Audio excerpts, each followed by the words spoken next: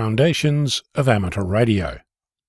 Have you ever come across a solution to a problem that you sort of knew you had, but didn't really appreciate until that moment? I had one of those recently. To set the scene, fair warning, we're not going to solve this today, we're still very much shaving yaks, but there's plenty to take away. So, the scene.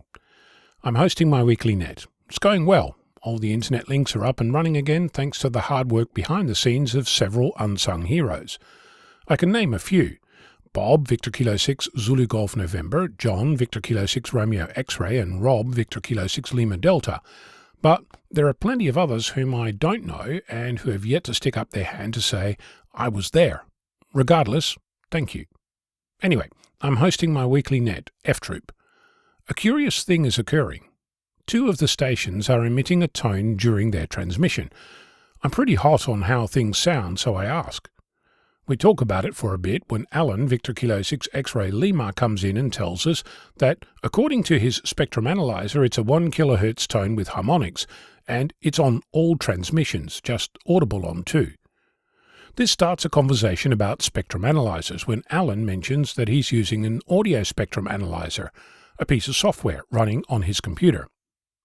The software has a copyright from 1999 and, based on the documentation I saw, has lots of excellent functionality.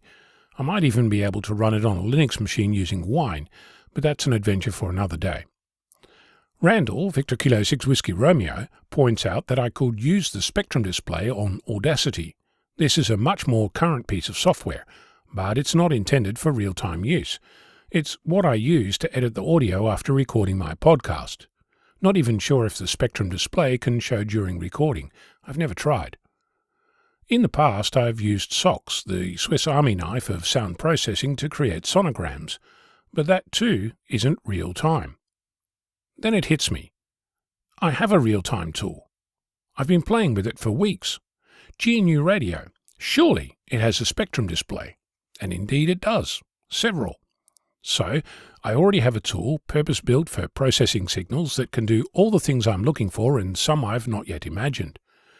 Before I proceed, I'll remind you that we're in the middle of the Bald Yak project, so named because by the time we're done, there won't be much hair left, if any. In case you're unfamiliar, the Bald Yak project aims to create a modular, bidirectional and distributed signal processing and control system that leverages GNU Radio. So, boldly clicking about, I set on the notion of making a block called Phosphor work. Depending on which description you use, it's an open-source GPU-accelerated FFT and waterfall display tool. What that means is that it uses a graphics processor to do the heavy lifting and has the ability to show signal levels across frequencies and on a waterfall display. Apparently, it's a block for RTSA-like spectrum visualization. I'm fairly sure that doesn't mean Railway Technical Society of Australasia or has any relationship with reverse total shoulder arthroplasty or the Road Transport and Safety Agency of Zambia. I'll admit that I didn't see the GPU part of that description until several days later. Had I seen it at the time, I would likely have carefully backed away and shelved the idea, but that's all water under the bridge. To cut to the chase, I've yet to make this show a single pixel. I smelled trouble for the first time when I discovered a post asking if anyone had gotten this to work on a current release of Debian. I came across a lovely post by what appears to be the author helping some hapless user, and I'll confess that's the camp I'm currently in, to make it work. I have no doubt that I can make it work, but that's going to take some effort. Now, at this point, you might ask me why I wasted your time with this tale of woe.